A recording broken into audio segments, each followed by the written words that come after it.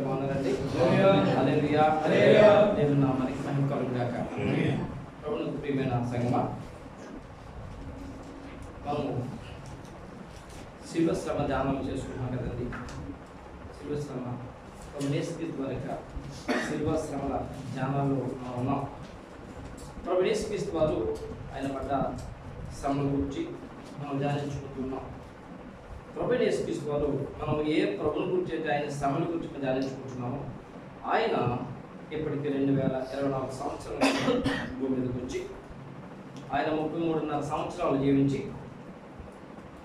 33.5 సంవత్సరాల్లో పరలోకమందున్న తండ్రి యొక్క చిత్తాన్ని ఇష్టాన్ని సంపూర్తిగా ఆయన తెలియజేసి సువార్త ప్రకటించి పరలోక రాజ్య సువార్త ప్రకటించి ఆయన ఏ పని నిమిత్తమైతే ఆయన లోకానికి వచ్చారో అనగా దేవుని మాట వెనక, దేవుని లోపడక, దేవుని చిత్తాలు చేయక నశించిపోతున్న వారిని వెతికి రక్షించడానికి, ఆయన ప్రాణం పెట్టడానికి ఏ ఉద్దేశంతో వచ్చాడో ఆయన ఆ ఉద్దేశం ఆయన నెరవేర్చి అనగా శ్రమపడి సిలువబడి చనిపోయి సమాధి చేయబడి 3వ దినమున మృత్యుంజయుడై లేఖనాల ప్రకారం లేచి 40 దినములు శిష్యులకి అందరికీ కలబడి 40 దినాలకు కూడా శిష్యుని బలపరిచి వారిని స్థిరపరిచి నేను వెలుచున్నాను, నేను మీతో కూడా ఉంటానని చెప్పి ఆయన పరలోకానికి వెళ్ళిపోయాడు. దేవుని నామమున మహిమ కలుగుగాక.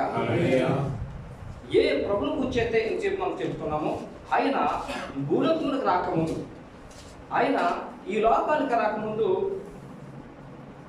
కొన్ని వందల సంవత్సరాల క్రితం ఆ ప్రభు ఈ లోకానికి రాకముందు ఆ ప్రభువు నిమిత్తము దేవుని యొక్క ప్రవక్తలైన పరిశుద్ధ ప్రవక్తలైన వారి నోట దేవుని యొక్క మాటలు ప్రవచనముగా పెట్టి ఆయన గురించి ప్రవచింపజేశాడు. దేవుని నామమున మహిమ కలుగుగాక.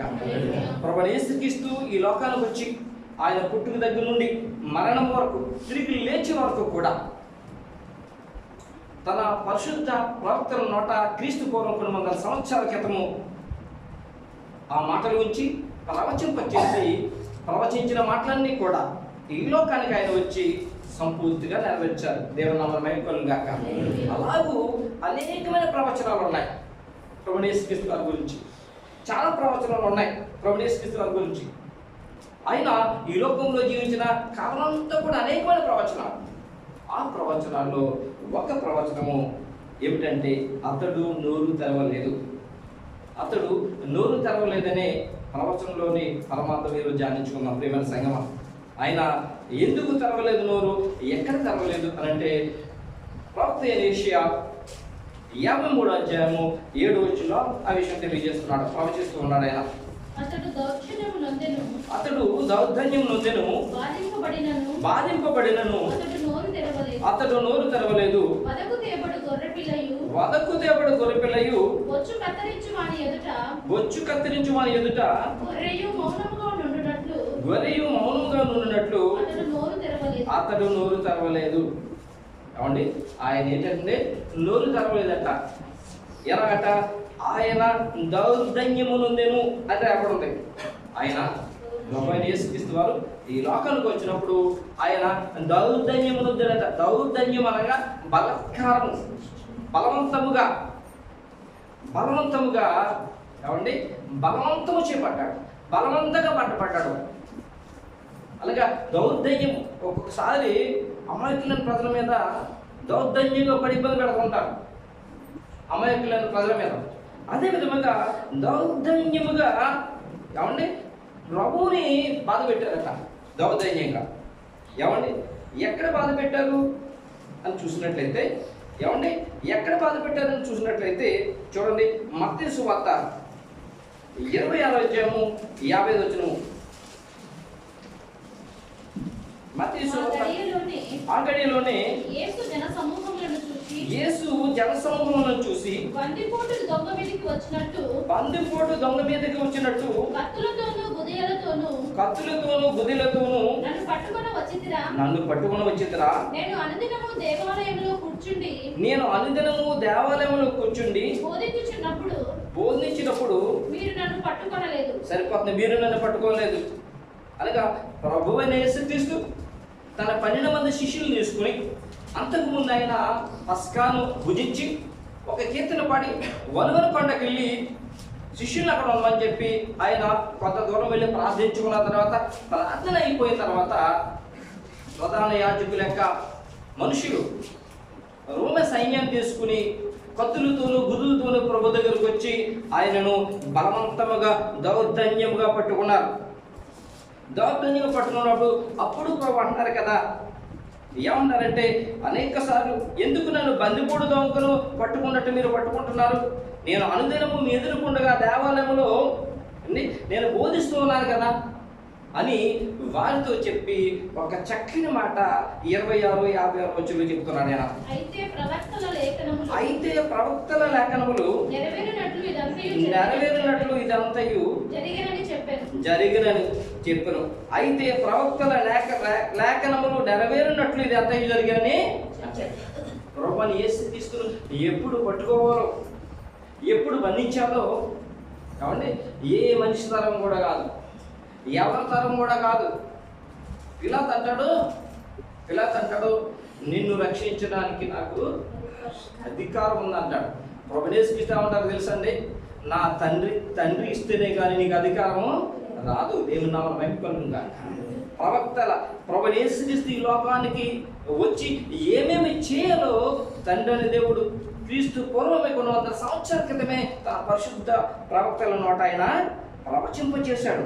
ఆ ప్రవచించబడిన మాట ప్రకారము వారు ఆయనను బందిపోటు దొంగను పట్టుకున్నట్లుగా ఆయనను పట్టుకున్నారు. ఏమండి, ఆయనను పట్టుకున్నారు. ఆ తర్వాత చూడండి, అలాగూ దౌర్జన్యంగా పట్టుకున్నారట. చూడండి, ఇంకా బాధింపబడినను అతడు ఏమండి నోరు తెరవలేదు. ఏ విధంగా బాధింపబడ్డాడు ఆయన అంటే, చూడండి, వదకు తేబడి గొర్రె పిల్లయు బొచ్చు కత్తిరించి వాని ఎదుటి గొర్రెలు మౌనముగా ఉన్నట్లు అతను నోరు తెరవలేదట. ఏమండి ఆయనను తీసుకెళ్లారు, ప్రభువుని యేసుక్రీస్తును పట్టుకున్నారు, బంధించారు, తీసుకెళ్లారు, ప్రధాన యాజకుల దగ్గర తీసుకెళ్లారు, కైపే దగ్గర తీసుకెళ్లారు.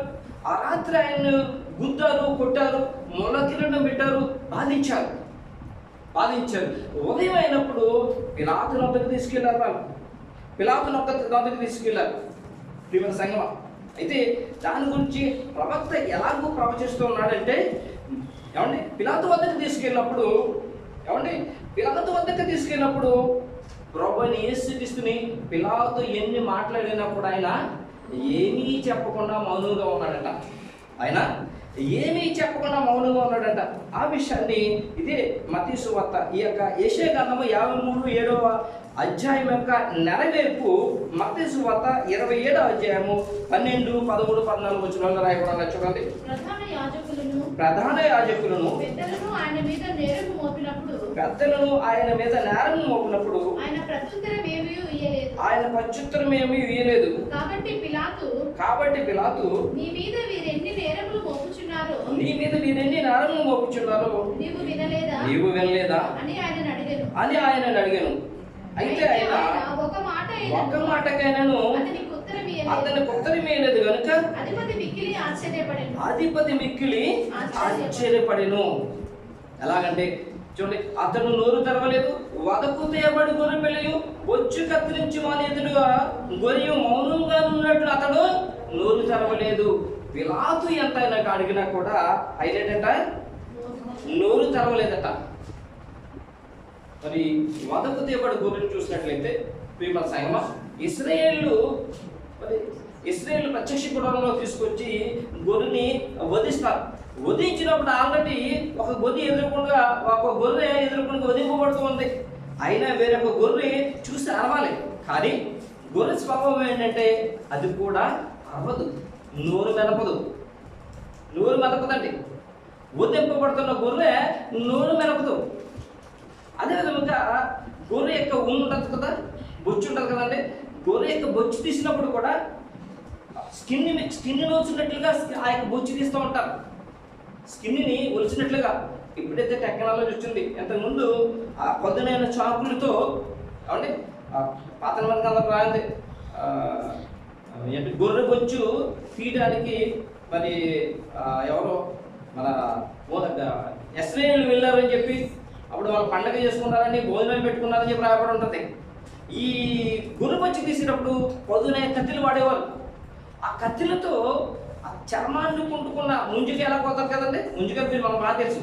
అలాగూ ఆ యొక్క గొర్రె కోస్తా ఉన్నప్పుడు, గొర్రెపచ్చి తీస్తున్నప్పుడు అనేక చోట్ల గాయాలు తగులుతూ ఉంటారు. దానికి ఊళ్ళంతా రక్తమైపోతుంది. ఆ గొర్రెపచ్చి ఎందుకు తీస్తారంటే వారి యొక్క శరీరానికి కోట్లు తయారు చేసుకోవడానికి, వారి ఇంట్లో తివాసీలు చేసుకోవడానికి, సోపాలు చేసుకోవడానికి, కార్పెట్లు చేసుకోవడానికి అవి తీస్తూ ఉంటారు గొర్రెపచ్చు. మరి అవి తీస్తూ ఉన్నప్పుడు అనేక సార్లు ఆ యొక్క గొర్రెలకి రక్తము శరీరం అంతా రక్తమైపోతుంది. అయినా కూడా అది ఏం చేస్తుందంటే నోరు మెదపదట, నోరు మెదపదట. అందుకనే ఆ గొర్రెను పోలుస్తూ ప్రభువు యేసుక్రీస్తు వారిని గొర్రెను పోలుస్తూ ఈ యొక్క ప్రవక్త తెలియజేస్తున్నాడు. ఏమంటే బొచ్చు కత్తిరించి వాని ఎదురు గొర్రెయు మౌనంగా ఉన్నట్లు అతడు నోరు తెరవలేదు. ప్రభువునికి ప్రియమైన సంగమా, పరలోకమున్న దేవుడు ప్రభువైన యేసుక్రీస్తు గురించి రాయించిన ప్రవచనం ఇది. ప్రభువైన యేసుక్రీస్తును గురించి రాయించిన ప్రవచనం, పరలోకమున్న తండ్రి ప్రభువైన యేసుక్రీస్తు గురించి రాయించిన ప్రవచనము, ఆ ప్రవక్త పూర్వకాలమందు పలికిన ప్రవచనము ఆయన భూమి మీదకి వచ్చి ఆయన నెరవేర్చారు. అనగా దానిని నెరవేర్చాడు. ఆయన ఎలా నెరవేర్చాడంటే ఇక్కడ చూడండి, ఆయనను వచ్చి బందిపోడు దొంగలా పట్టుకున్నప్పుడు ఆయన ఏమన్నాడు, మీరు అనుదినము మీ ఎదుట ఉన్నప్పుడు నేను నన్ను పట్టుకోలేదు, ఇప్పుడు ఎందుకు పట్టుకున్నానంటే ప్రవక్తల ప్రవచనం ప్రకారం, లేఖన ప్రకారమే నెరవేరినట్లు ఇది జరుగుతుంది అన్నాడు.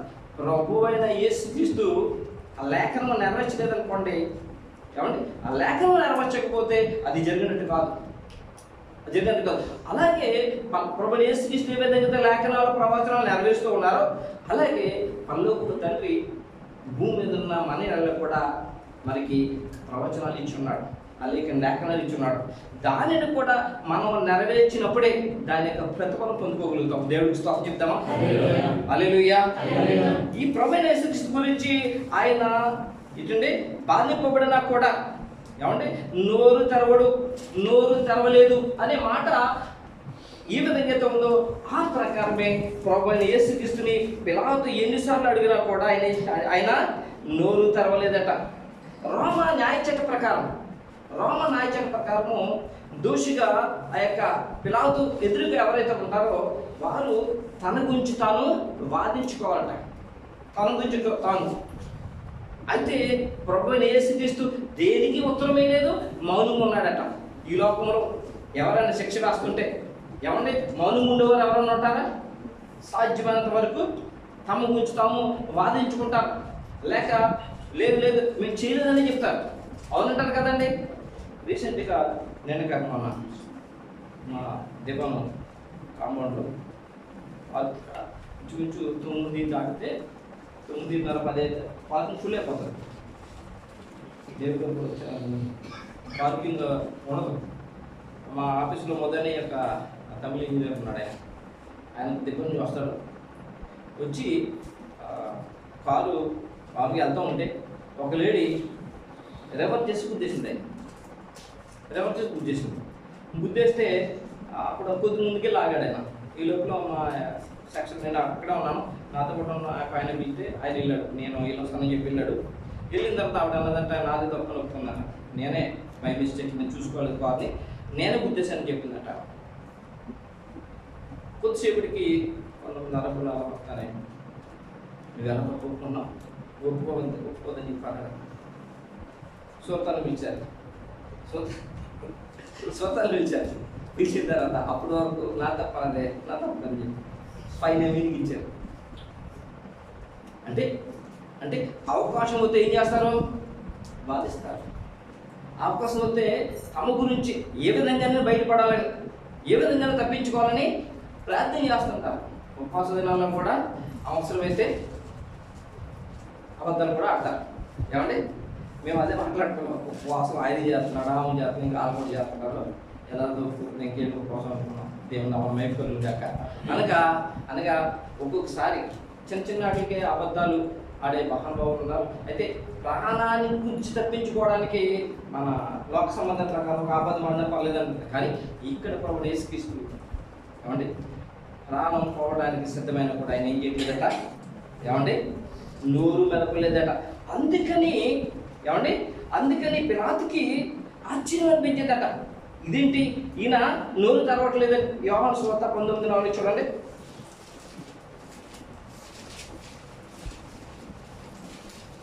పిలాతు మరలా వెలుపలికి వచ్చి ఇదిగో ఈయన యందు ఏ దోషమును నాకు కనబడలేదని మీకు తెలియనట్లు ఈయనను మీ యొద్దకు వెలుపలికి తీసుకొని వచ్చి ఉన్నానని వారితో అనెను.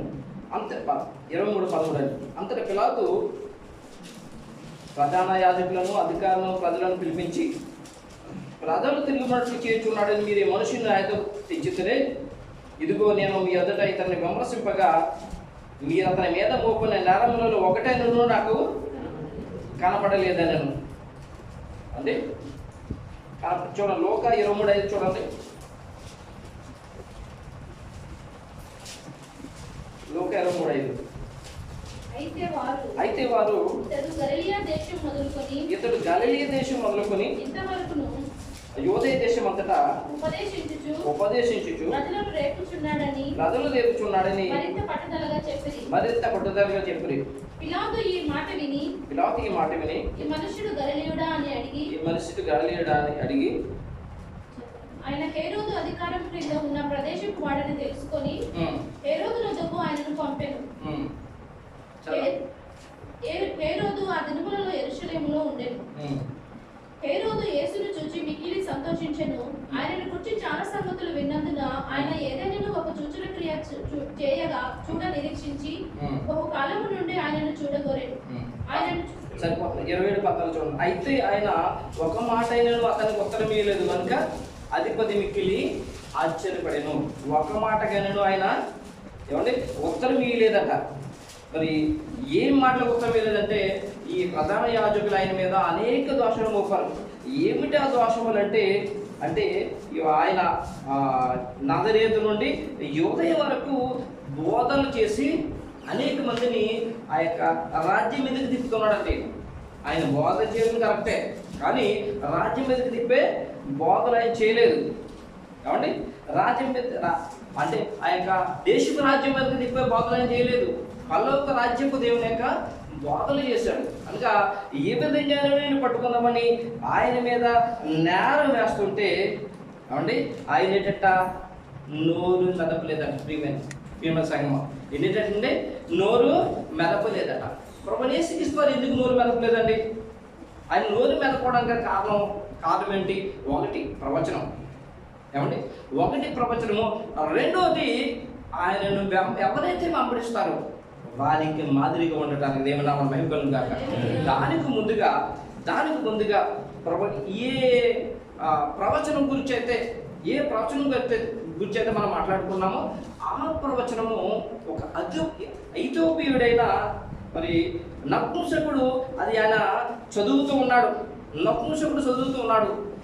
ఎలాగంటే ఈయన ఇథియోపియా రాణి అయిన కందకి కింద మంత్రి, ఆమె యొక్క ధనాగారం మీద అధిపతిగా ఉన్నాడట. అతడు యెరూషలేములోకి వచ్చి ఆయన దేవుని ఆరాధించుకుని తిరిగి వెళ్తూ మనం ఏదైతే యెషయా గ్రంథం 53:7 మనం ఈరోజు ధ్యానించుకుంటున్నామో అలాగే ఆయన చదువుతూ ఉన్నాడట. ఆయన అలా చదువుతూ ఉన్నప్పుడు ఆయనకి ఏమీ అర్థం కాలేదట. అప్పటికే ప్రభువు యేసుక్రీస్తు ఈ లోకానికి వచ్చి శిష్యులందరినీ స్థిరపరిచి ఆయన తిరిగి పరలోకంకి వెళ్ళిపోయిన తర్వాత శిష్యులు బహుగా సువార్త ప్రకటిస్తున్న కాలంలో ఈ ఐథియోపియుడైన ఈ కందకి కింద ఉన్న మంత్రి అతను యెరూషలేములోకి వచ్చి ఈ యెషయా గ్రంథం చదువుతూ ఉంటూ దీన్ని అర్థం అవ్వకపోవడాన్ని ఇతను ఆలోచించుకుంటుండగా ఎవరన్నా చెప్తారు ఈ విషయాన్ని చెప్పి ఆలోచించుకుంటుండగా దేవుని ఆత్మ పిలుపును పంపించిందట. ప్రభువు యేసుక్రీస్తు ఆత్మ పిలుపుతో చెప్పి, పిలుపు నువ్వు పలానా అతని దగ్గరికి వెళ్ళి అతనికి వివరించనగా వెంటనే పిలుపు అతని దగ్గరికి వెళ్ళి అతను ఆ రథం మీద వెళ్తుంటే నువ్వు చదువుతున్నది నీకు అర్థమైందా అని అడిగితే నాకు చెప్పకపోతే నాకు ఎలా తెలుస్తుంది అని మరి ఆ ఐథియోపియుడైన అతను అడిగాడు. నపుంసకుడు అడిగితే అప్పుడు పిలుపు అతనికి తెలియజేసింది. ఆ విషయాన్ని అపోస్తలుల కార్యములు 8:26 చూడండి.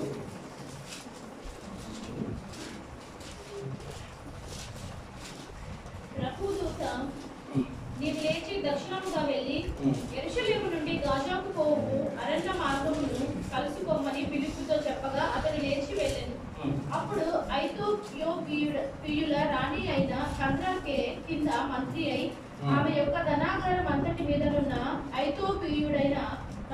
నపుంసకుడు ఆరాధించుటకు యెరూషలేమునకు వచ్చి ఉండెను. అతను తిరిగి వెళ్ళుచు తన రథం మీద కూర్చుండి ప్రవక్త అయిన యెషయా గ్రంథము చదువుచుండెను. అప్పుడు ఆత్మ పిలుపుతో నీవు ఆ రథము దగ్గరికి పోయి దానిని కలుసుకొనమని చెప్పాను. పిలుపు దగ్గరకు పరిగెత్తుకొని పోయి అతడు ప్రవక్త అయిన యెషయా గ్రంథము చదువుచుండగా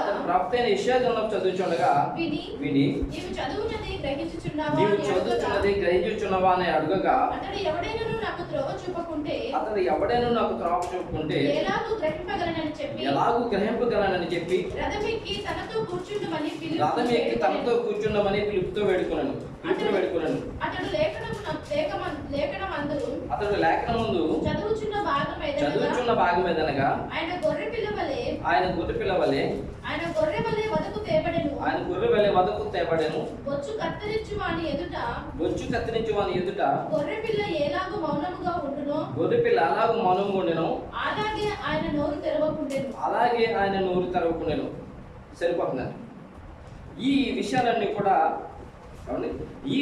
కూడా మరి ఆ పిలుపు ఆయనకు తెలియజేసినప్పుడు ఆయన ఆనందించి లోక రక్షకుడిగా ఆయన వచ్చాడు, ఆయనే ప్రపంచ మానవాళి రక్షణ కొరకు ఆయన ప్రాణం పెట్టడం వచ్చాడు అని చెప్పి ఆ విషయాన్ని చెప్పినప్పుడు ఆ యొక్క నపుంసకుడైన అతను మరి రథం మీద వెళ్తామంటే నీళ్లు కనిపించగా నాకు బాప్తిస్మీ నేను ప్రభువుని యేసుక్రీస్తుని సొంత రక్షకుడుగా అంగీకరిస్తాను అన్నప్పుడు పిలుపును అతను నీటిలో దిగిన తర్వాత అతనికి బాప్తిస్మీగా అతను వెళ్ళిపోయిన రాయబడి ఉంది. దేవుడికి స్తోత్రం కలుగును గాక. అనగా ప్రభు అయిన యేసుక్రీస్తు మరి ఆయన నోట ఏ పాపము లేదు. ఏమండి, ఆయన ఏ పాపము చేయలేదు. ఆయన నోట ఏ కపటము లేదు. ఆయన దూషింపబడి ఎవరిని దూషించలేదు. ఆయన శ్రమ పెట్టబడి ఎవరిని శ్రమ పెట్టలేదు. ఆయన న్యాయముగా తీర్పు దేవునికి ఆయన తనకు తాను అర్పించుకున్నాడు. ఎలాగా? మౌనముగా. అదే విషయాన్ని 1 పేతురు 2:22-23 పేతురుగా తెలియజేస్తున్నారు. చూడండి, 1 పేతురు పత్రిక 2వ అధ్యాయం 22-23. ఆయన పాపము చేయలేదు. ఆయన నోటను ఏ కపటమును కనబడలేదు. ఆయన దూషింపబడి బదులు దూషింపలేదు. ఆయన శ్రమ పట్టబడి బెదిరించగా న్యాయముగా తీర్పు తీర్చు దేవునికి తన్ను తాను అప్పగించుకొనును. దేవునామమున మహిమ కలుగును గాక. ఈయన ప్రభువైన యేసుక్రీస్తు ఎందుకు నోరెత్తలేదు? ఆయన ఎందుకు నోరెత్తని విషయంలో గొర్రెపిల్ల బొచ్చు కత్తిరించి గొర్రెపిల్ల లేక వదకదేబడి గొర్రెపిల్ల ఏ విధంగా ఉంటుందో అలాగూ ఆయన ఎందుకు ఉన్నాడు అంటే, ప్రియమైన సంగమా, ఈ ఏ ప్రవచనం అయితే ప్రభువైన యేసుక్రీస్తు వారు శరీరధారిగా ఉండి నెరవేరుస్తూ ఉన్నాడో ఆయన ఒకప్పుడు ఎక్కడ ఉన్నాడండి? ఆయన ఒకప్పుడు ఎక్కడ ఉన్నాడండి? ఆయన ఏమండి, ఎక్కడి నుంచి వచ్చాడైనా? ఎక్కడున్నాడైనా? ధైర్యంగా చెప్పాలి అమ్మా. పరలోకంలో ఉన్నాడు. దేవుని నామమున మహిమ కలుగును గాక. ఆయన ఎక్కడి నుంచి వచ్చాడు? పరలోకంలో ఉన్నాడు. ఆయన పరలోకంలో ఉన్నాడు. ఆయనే ఆయన అనడానికి రుజువు మళ్ళొకసారి చాలాసార్లు చెప్పుకున్నాం. మళ్ళొకసారి తెలియజేస్తున్నాను. యోహాను సువార్త 14:10 తండ్రి యందు నేనును నా యందు తండ్రి ఉన్నామని ఎరుగురా అని మీతో చెప్పుచున్నానని చెప్పి, నా ఇంతటి నేనే ఏమీ చెప్పలేదు, నా యందు నివసించు తండ్రి నా యందు క్రియలు చేయుచున్నాడని చెప్పాడు ఆయన. అనగా తండ్రి నేను భూలోకం ఉన్నాను, కానీ నా యందు తండ్రి నేను తండ్రిలో ఉన్నానని చెప్తున్నాడు. అంతేకాకుండా పూర్వకాల ముందు పరలోకముందున్న ఈయన ఆనాడు ప్రవక్తల ద్వారా మాట్లాడాడు. ఈయన భూలోకంకి వచ్చి ఏదైతే నెరవేర్చిపోతూ ఉన్నాడో ఆ నెరవేర్పుకు వచ్చి పూర్వకాలం ముందు తన ప్రవక్తల ద్వారా ప్రవచింపజేసి ఆయన వచ్చి ప్రవచనాన్ని నెరవేరుస్తున్నాడు. దేవుని నామమున మహిమ కలుగును గాక. లోకంలో చాలా మంది చెబుతారు కానీ చేయరు. చెప్పడం వరకు చెప్తారు, చేయరు చాలా మంది. కానీ మన దేవుడు అలాంటి దేవుడు కాదు. మన దేవుడు చేస్తాడు, అవును, చేసి చూపిస్తాడు. చూపించిన తర్వాత చేయమని చెప్తాడు. దేవుని నామమున మహిమ కలుగును గాక. సంఖ్యాకాండం 23:19 చూడండి.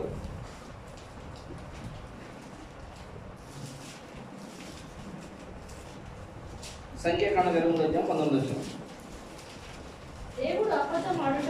దేవుడు అబద్ధం ఆడుటకు ఆయన మానవుడు కాడు, ఆయన నరుడు కాడు, ఆయన మానవుడు కాడు, ఆయన మానవుడు కాడు, పశ్చాత్తాపడుటకు ఆయన నరపుత్రుడు కాడు, ఆయన చెప్పి చేయకుండా ఆయన మాట ఇచ్చి స్థాపింపకుండా సరిపోతుంది. ఆయన మాట ఇచ్చి స్థాపించకుండా చేయకుండా ఉంటాడా? ఆనాడు ప్రాప్త ద్వారా చెప్పిన ఆయన ఈనాడు చేయకుండా ఉంటాడా? కావండి, చేయకుండా ఉంటాడా? ప్రభువైన యేసుక్రీస్తు మాత్రమే ఆయన చేయడం మాత్రమే కాదు, ఏమండి, ఏ పని అయితే ప్రభువైన యేసుక్రీస్తు ఆనాడు చేశాడో అది యాక్చువల్గా ఆయన పిల్లలు చేయవలసిన పని. తండ్రి దేవునికి ఎవరైతే ఇష్టలుగా ఉంటారో, తండ్రి దేవుని ఎవరైతే మరి ప్రేమిస్తారో, తండ్రి దేవుని యొక్క చిత్తం ఎవరైతే నెరవేర్చాలని ఆయన యొక్క చిత్తం కొరకు ఎదురు చూస్తూ ఉంటారో వారు చేయవలసిన పని. దానిని చేయడానికి సాక్షాత్తు దేవుడే భూమి మీదకి వచ్చాడు. సాక్షాత్తు దేవుడే భూమి మీదకి వచ్చాడు. తండ్రి దేవుని పని ఎవరైనా చేస్తే వారికి ప్రతిఫలం ఇస్తాడు ఆయన. అది ప్రభువైన యేసుక్రీస్తు చేయడానికి వచ్చాడు. త్రిత్వములో రెండో వాడైన ప్రభువైన యేసుక్రీస్తు వారు భూమి మీదకి వచ్చాడు. భూమి మీదకి వచ్చి ఆయన చిత్తము నెరవేరుస్తూ మౌనంగా ఉన్నాడు. అదే పని ఎవరు చేయలేదు తెలుసండి? దేవుని పిల్లలు చేయాలి. దేవుని పిల్లలు చేయాలి. పేతురు 2:23-24 మరొకసారి జ్ఞాపకం చేస్తున్నాను. మనసు పెట్టి మీరు ఆలోచించండి. ఆయన పాపము చేయలేదు, ఆయన నోటను ఏ కపటమును కనబడలేదు, ఆయన దూషింపబడి బదులు దూషింపలేదు, ఆయన శ్రమ పట్టబడి బెదిరింపక న్యాయముగా తీర్పు తీర్చి దేవునికి తను తాను అప్పగించుకున్నాడు. ఇదే మాట ప్రభువైన యేసుక్రీస్తు కాలంలో ఆయన చెప్పి చేస్తాడని, ఆయన చేసి చూపిస్తాడని మాట్లాడుతున్నాం కదా. స్వార్థ ప్రకటిస్తున్నప్పుడు ఆయన ఏమన్నాడు తెలుసండి? ఆయన ఏమన్నాడు తెలుసా? నీతి నిమిత్తము హింసింపబడువారు ధన్యులు. అవునంటేనా? నీతి నిమిత్తము హింసింపబడువారు ధన్యులు.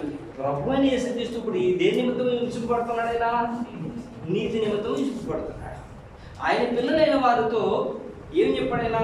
నీతి నిమిత్తం హింసింపబడువారు ధన్యులు. నీతి అనగా యథార్థత, చేయని దానికి అంటే వచ్చే దోషము, చేయని దానికి వచ్చేది. ఏమండి నీతి నిమిత్తం ఎవరైతే నీతిగా యథార్థంగా జీవిస్తూ ఉంటారో వారి నిమిత్తము ఎవరైనా వాళ్ళు ఇలాంటి వారు అలాంటి వారు అని చెప్పి అన్నా సరే మాట్లాడుకుని ఉంటే, ఏమండి మాట్లాడుకుంటే సహిస్తే వారు హింసింపబడుతున్నట్లు లెక్క. ఏమండి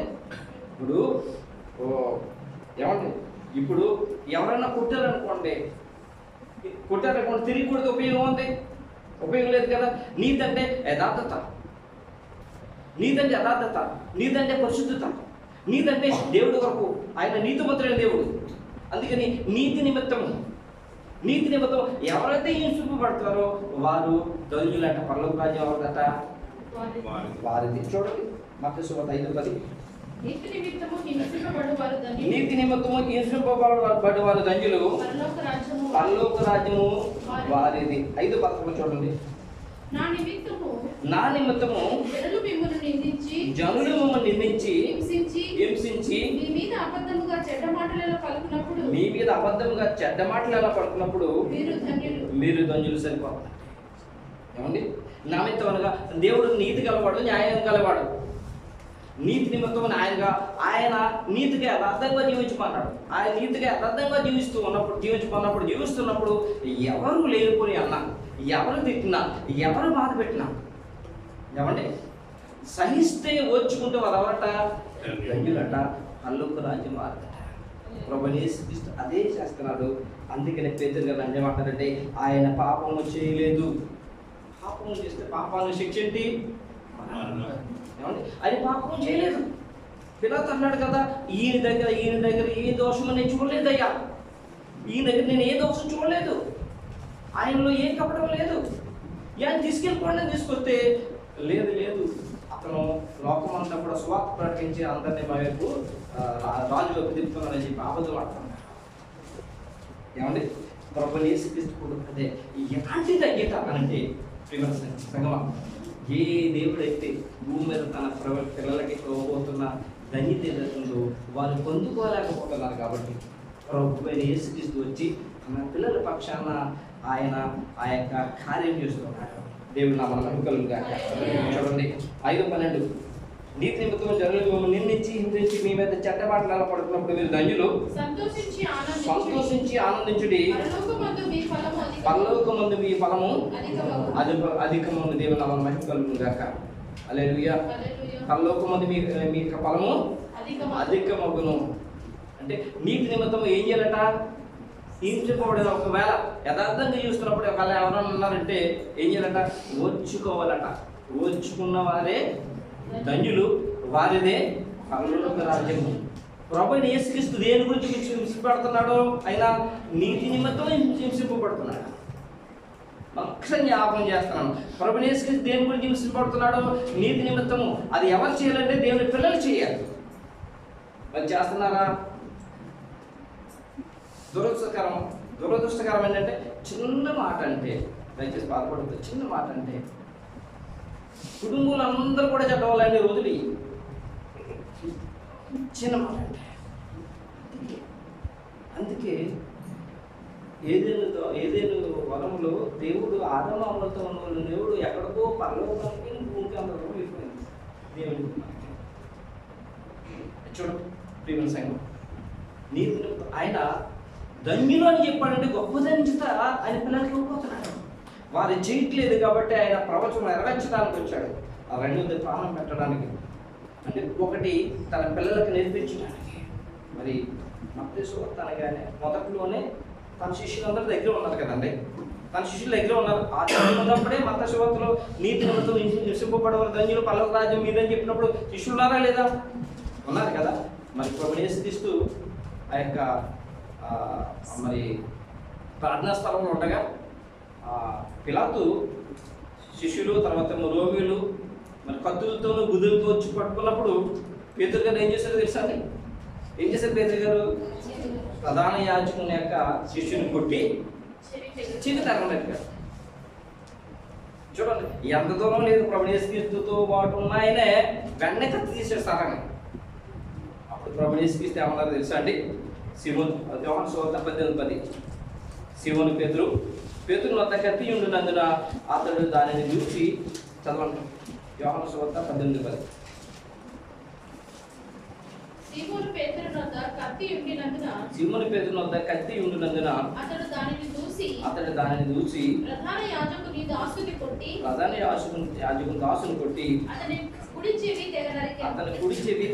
తెగనరికెను. ఆ దాసుని పేరు మల్కు. యేసు కత్తి వరలో ఉంచుము. తండ్రి నాకు అనుగ్రహించిన గిన్నెలోనిది నేను త్రాగకుందునా అని పేతురుతో అనేను. అదే విధంగా మత్తయి సువార్త 26:52లో ఏమండి? మత్తయి సువార్త 26:52లో కత్తిని గురించి ప్రభువైన యేసుక్రీస్తు సెలవిస్తూ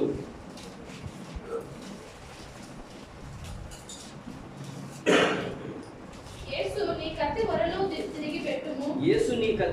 తిరిగి పెట్టుము. కత్తి పట్టుకున్న వారందరూ కత్తి చేతనే నశింతురు. ఇది చాలా చాలా చాలా జ్ఞాపకం ఉంచుకోవాల్సిన మాట. అనగా దేవుని పిల్లలు ఎదురు తిరిగే వారిగా ఉండకూడదు. దేవుని పిల్లలు నీతి నిమిత్తం ఇసుకుపడాలి. దేవుని యొక్క చిత్తం, దేవుని యొక్క ఉద్దేశం.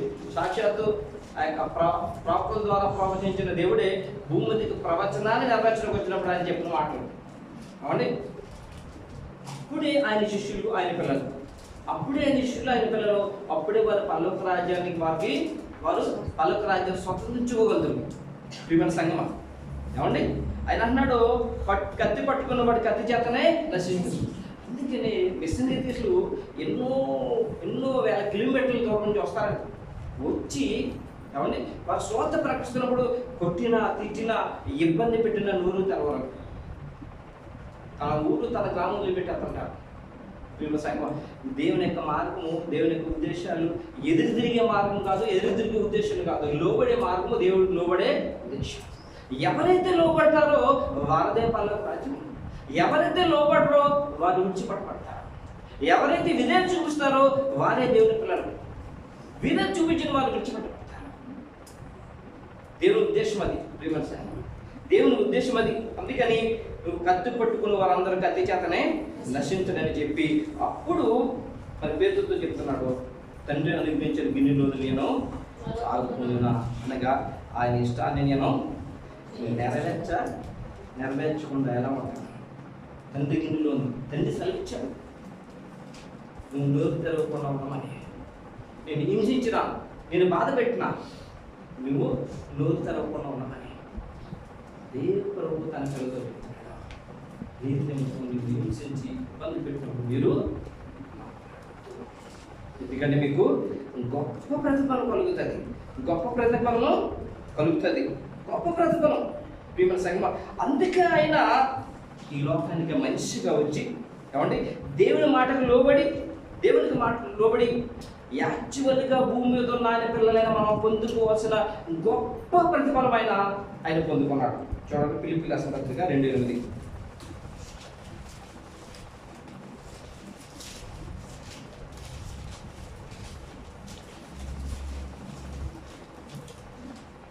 ఆయన మౌనంగా ఉండటానికి, ఆయన నోరు తెరవడానికి ఇచ్చే ప్రతిఫలం చూడండి. మరియు ఆయన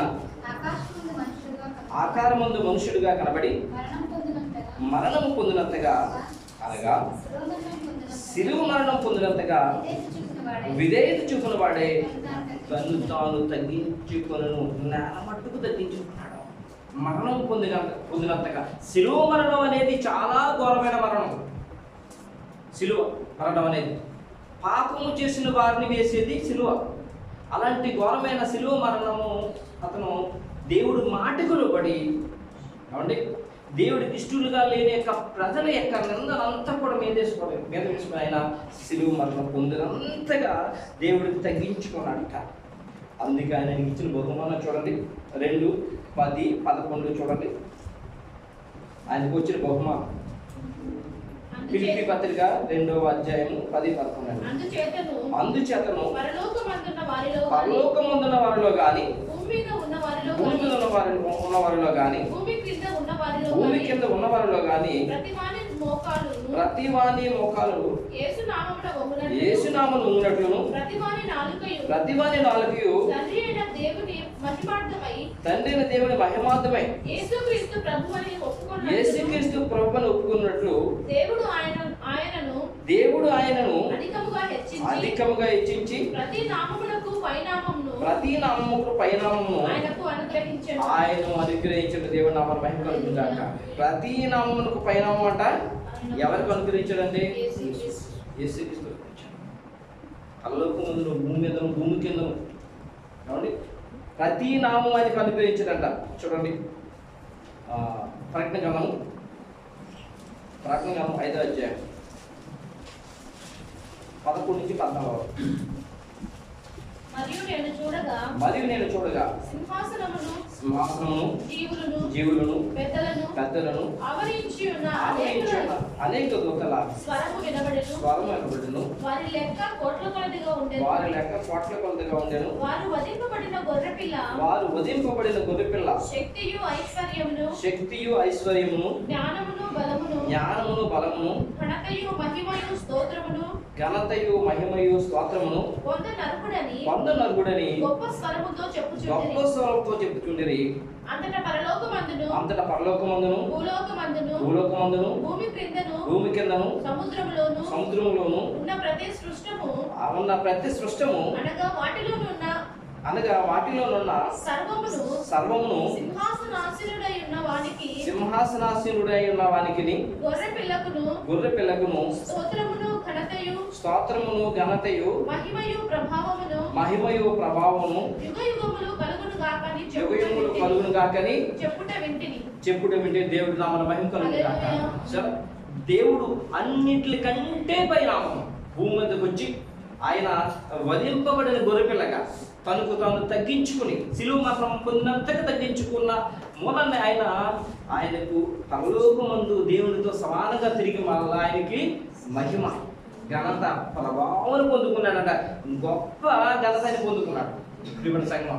మరి ఆ తర్వాత యేసుక్రీస్తు ప్రభు యేసుక్రీస్తు చెప్పిన విషయాలన్నీ కూడా మన మనసులో పెట్టుకుని వారు కూడా ప్రభు ఎలాగో వారికి ఆజ్ఞాపించాడో వారు కూడా ఎలాగైతే నీతి నిమిత్తం హింసింపబడండి, మరి మీరు దొంగలని చెప్పాడు కదా, అందుకు వారు ప్రభు యొక్క నీతి కొరకు వారు జీవించి ప్రభు యొక్క గొప్ప అధ్యక్షత పొందుకున్నారు.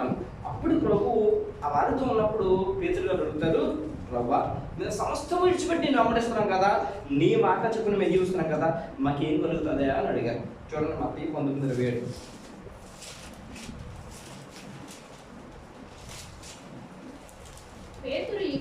పేతురు ఇదిగో మేము సమస్తమును విడిచిపెట్టి నిన్ను వెంబడించుదుము గనుక మాకేమి దొరుకునని ఆయన అడుగగా యేసు వారితో ఇట్లనెను, ప్రపంచ పునర్జననమందు మనుష్య కుమారుడు తన మహిమగల సింహాసనం మీద ఆసీనుడై ఉన్నప్పుడు నన్ను వెంబడించిన మీరును 12 సింహాసనముల మీద ఆసీనులై ఇశ్రాయేలు 12 గోత్రముల వారికి తీర్పు తీర్చుదురు. నా నామము నిమిత్తము అన్నదమ్ములైనను, అక్క చెల్లిలైనను, తండ్రినైనను, తల్లినైనను, పిల్లలైనను, భూములైనను, ఇండ్లనైనను విడిచిపెట్టిన ప్రతి వాడును 100 రెట్లు పొందును. ఇది గాక నిత్య జీవము స్వతంత్రించుకొనును. దేవుడి స్తోత్రం కలుగును గాక. యేసుక్రీస్తు ఆయన తండ్రి దేవుడికి సిలువ మరణం పొందినట్టుగా ఆయన నోరు మెదడు తెరవకుండా దేవునికి లోబడి ఆయన చిత్తాన్ని నెరవేర్చాడు. ప్రియమైన సంఘం, ఆయన గొప్పగా చెప్పబడ్డాడు. ఇది అలాగే ఆయన చెప్పిన మాట ఏమన్నా ప్రతి ఒక్కరు కూడా అంత గొప్పగా చెప్పబడతారు. ప్రభు యేసుక్రీస్తు శిష్యులు అడిగారు, ప్రభా నేను వెంబడిస్తున్నాం కదా, మేము నిన్ను వెంబడిస్తున్నాం చెప్పండి చేస్తున్నాం కదా ప్రభా, మాకేం కలుగుతుందంటే పూర్వకాలం ఉంది నా స్వాస్థము నా పిల్లలని ఇశ్రాయేలు జనాంగం 12 గోత్రాలకు ఏం చేస్తారండి? 12 వేళ్ళు తీర్పు తీరుస్తారట. ఎంత గొప్ప బహుమానం అండి. ప్రియమైన సంగమా, దేవుని నిమిత్తము ఎవరు భూమి మీద సంపడినా అవండి అస్సలు ఊరికినే పోదు.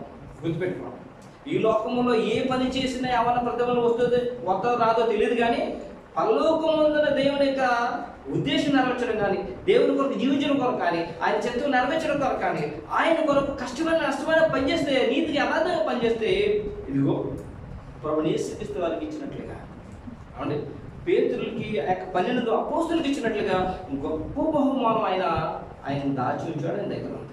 దేవుని నామమున మహిమ కలుగును గాక. కాబట్టి అందుకే 53 ఏళ్ళలో దౌర్జన్యం ఉందాడు. బాధింపబడిన ఆయన నోరు తెరవలేదు. ఏమంటే వదకు దేవుడి గొర్రెపిల్లలు బొచ్చి కత్తి నుంచి వాళ్ళ ఎదుట గొర్రె మౌనంగా ఉన్నట్లు అతను నోరు తెరవలేదు. అదే మాట తన ప్రజలు చెప్తున్నాడు. నా నిమిత్తం మేము నిందించి మీ మీద చెడ్డ మాట్లాడినప్పుడల్లా మీరు ధన్యులు, ఏంటంటే పల్లొక్క రాజ్యం మీరు ధన్యులు అని చెప్పాడు ఆయన. ప్రియమైన సంఘం, అందుకనే పూర్వకాలంలో అపోస్తలులందరూ ఏం చేశారు తెలుసా అండి? నీతి నిమిత్తం విసుగుపడ్డారు. నీతి నిమిత్తం విసుగుపడ్డారు. ఎంతోమంది ఆయన మాట విన్నారు. ఆయన మాట విని చనిపోయిన తర్వాత ఇప్పుడు పల్లొక్క ముందు వారు ఏమంటారంటే అందులో రాయబడి ఉంది, ఆయన బలిపీఠం మీద కింద ఉండి దాదా స్వచ్ఛ స్వరూపి ఎందాక భూలోక మనుషులకి తీర్పు తెచ్చి ఉంటామని చెప్పి వారు అంటూ ఉన్నారు. చూడండి, చాలాసార్లు 6వ అధ్యాయం ప్రకటన 6వ అధ్యాయం 9, 11 వచ్చిన చూడండి. అలాగూ నీతి నిమిత్తం హింసింపబడ్డవారు. ప్రకటన 6వ అధ్యాయం 9, 10. ఆయన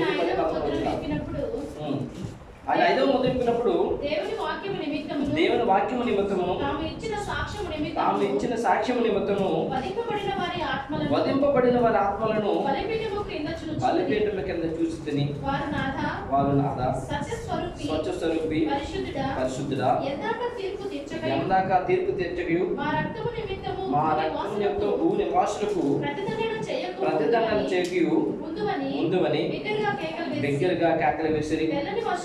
తెల్లని వస్త్రము వారిలో ప్రతివానికి ఇవ్వబడును, మరియు వారి వలనే చంపబడబో వారి సహదాసుల యొక్కయు సహోదరుల యొక్కయు లెక్క పూర్తయ్యగు వరకు ఇక కొంచెం కాలము విశ్రమింపవలెనని వారితో చెప్పబడిన దేవుని నామమున యేసుక్రీస్తులాగా ఎవరైతే నీతి నిమిత్తం ఇంకా హింసింపబడబోతూ ఉంటారో వారి కొరకు ఇంకా దేవుడు ఎదురు చూస్తుంటారు. గొప్ప బహుమానం ఇవ్వటానికి ప్రియమైన సంగమా, ఈ లోకాన్ని ప్రేమించినట్లయితే లోకమే కనిపిస్తారు. తండ్రిని ప్రేమించినట్లయితే తండ్రి గొప్పగా బహుమానం ఇస్తారు. అది ఈ లోకం ఎవరు బహుమానం. ప్రియమైన సంగమా, అందరి లిస్టులో కొడతామండి. చెల్లుమని కొట్టింది ఒకరు,